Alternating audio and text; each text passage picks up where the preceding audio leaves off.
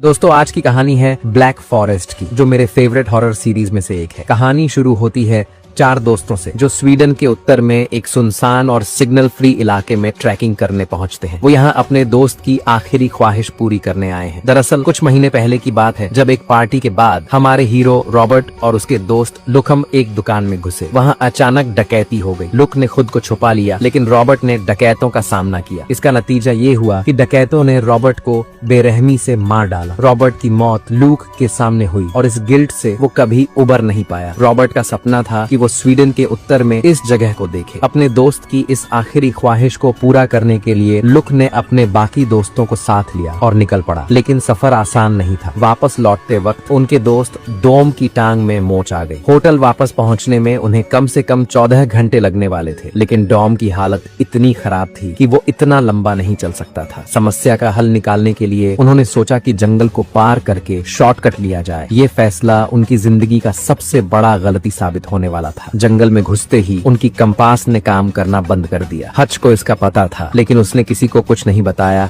ताकि पैनिक ना हो। हच ने सोचा कि बस सीधे चलते रहेंगे तो जंगल से निकल जाएंगे, लेकिन जैसे जैसे वो आगे बढ़ते गए माहौल और डरावना होता गया। चलते चलते वो एक ऐसे इलाके में पहुंचे जहां एक पेड़ से एक काले भालू का शव लटका हुआ था। उसका पेट फाड़ा गया था और खून अभी भी जमीन पर टपक रहा था। ये देखकर सबके रोंगटे खड़े हो गए। उन्होंने सोचा कि ये शायद किसी शिकारी का काम होगा और जल्दी से वहां से निकल गए। पर इससे भी बुरा तब हुआ जब रात होने लगी और जंगल में तेज बारिश शुरू हो गई। बारिश से बचने के लिए उन्हें जंगल के बीच एक छोटी सी झोपड़ी मिली। उन्होंने सोचा कि वहां रुककर रात बिताई जाए और सुबह होते ही आगे बढ़ा जाए। जब एनफिल ऊपर की मंजिल पर ये चेक करने गया कि कोई है या नहीं, तो उसने एक अजीबो गरीब चीज देखी। वहाँ एक बिना सिर वाला पुआल का पुतला था जिसके हाथ में हिरन के सींग थे। फिल ने बाकी सभी को बुलाया। सबने उसे देखा और ये समझ नहीं पाए कि ये किसके लिए बनाया गया था। फिल ने इसे काले जादू का हिस्सा बताया, लेकिन लुक ने उसे टोक दिया और कहा कि डराने की जरूरत नहीं है। हालांकि वहाँ का माहौल इतना अजीब था कि किसी की हिम्मत नहीं हुई कि वो वहाँ ज्यादा देर रुके। जब वो नीचे आए तो सबने इस पुतले के बारे में चर्चा की। हच ने कहा कि ये शायद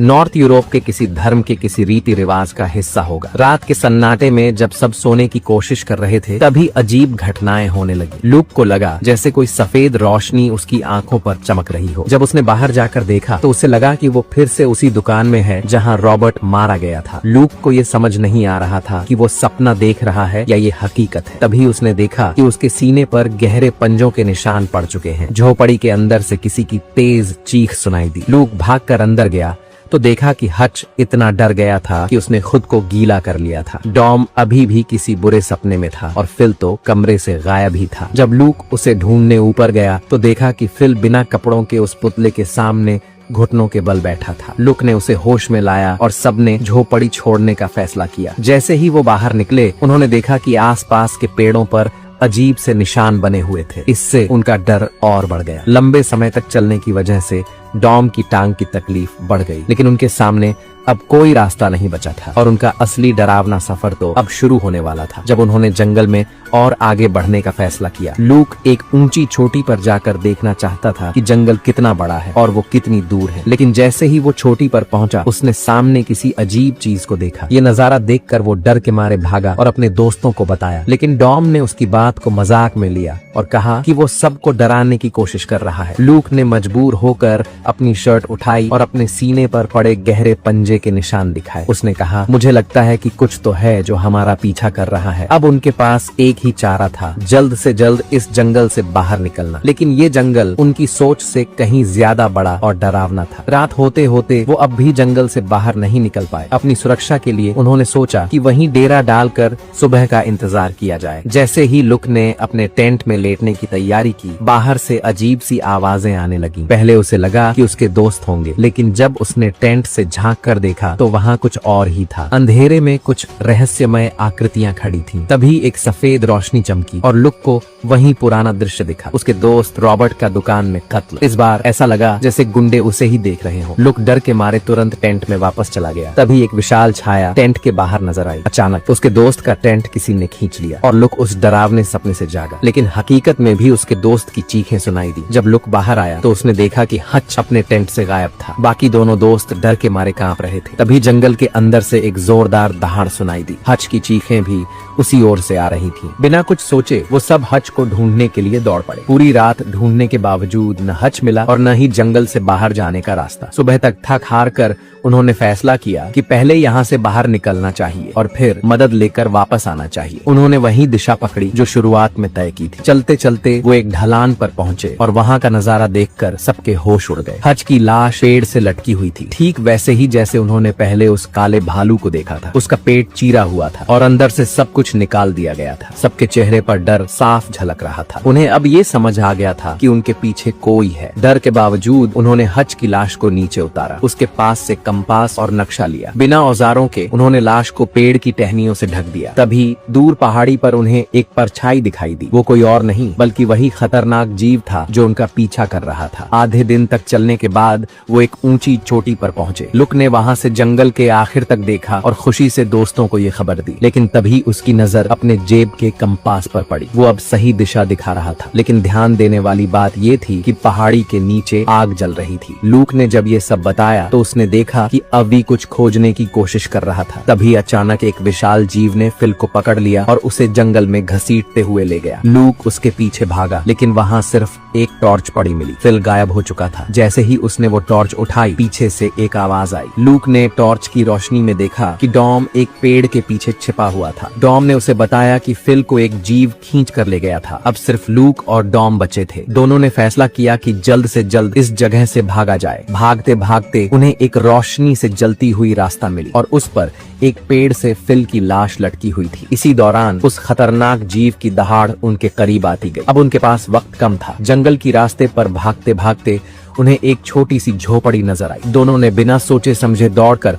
अंदर जाकर दरवाजा बंद कर लिया। ऐसा लग रहा था कि उन्होंने खतरे से बचने के लिए सही कदम उठाया है। लेकिन अभी राहत की सांस ली ही थी कि कमरे में एक बूढ़ी औरत दिखाई दी। इसके पहले कि वे कुछ समझ पाते, एक बड़ी सी परछाई ने आकर उन्हें बेहोश कर दिया। जब होश आया तो दोनों ने खुद को रस्सियों से बंधा हुआ पाया। दरअसल जो उन्होंने सोचा था कि बच गए हैं वो गलत निकला। अब वे एक और खतरे में फंस चुके थे। तभी कमरे के दरवाजे से कुछ लोग अंदर आए। उनके बीच वो बूढ़ी औरत भी थी। वो लुक के पास आई और उसके शरीर पर मौजूद गहरे निशानों को देखकर मुस्कुराई। फिर उसने अपनी बाजू पर वैसे ही निशान दिखाए। इसके बाद वो डॉम के पास पहुंची। डॉम के शरीर पर कोई निशान न देखकर उसने उसे पकड़ने का आदेश दिया। डॉम को घसीटते हुए बाहर ले जाया गया। लूक ने उन्हें रोकने की कोशिश की, लेकिन उसकी बात किसी ने नहीं सुनी। थोड़ी ही देर बाद ऊपर से डॉम की चीखें सुनाई देने लगी। लूक इस दौरान कुछ नहीं कर पाया। तभी एक महिला उसके पास आई और बोली, हम लोग एक बलिदान की तैयारी कर रहे हैं, सब जल्दी खत्म हो जाएगा। उसने लुक के कान बंद कर दिए ताकि वो चीखें और न सुन सके। थोड़ी देर बाद उन्होंने डोम को बुरी हालत में घसीटते हुए बाहर लाया। उसे लकड़ी के एक खंभे से बांध दिया गया जहाँ पहले से हड्डियों के ढेर लटक रहे थे। डॉम को एहसास हो गया था कि उसका अंजाम भी वैसा ही होगा। लूक अपनी रस्सियों से छूटने की हर संभव कोशिश कर रहा था। वो पूरी ताकत लगा रहा था, लेकिन हर बार सिर्फ थोड़ा सा ही बचता। आखिरकार उसने हिम्मत जुटाई और अपने हाथ की उंगलियां तोड़ ली। दर्द सहते हुए वो किसी तरह रस्सी से छूटने में कामयाब हो गया। इस बीच डॉम खंभे से बंधा हुआ था और उसने देखा कि उसकी पत्नी सामने से आ रही है। उसे यकीन हो गया कि वो बच गया है, लेकिन जैसे ही उसकी पत्नी उसके पास आई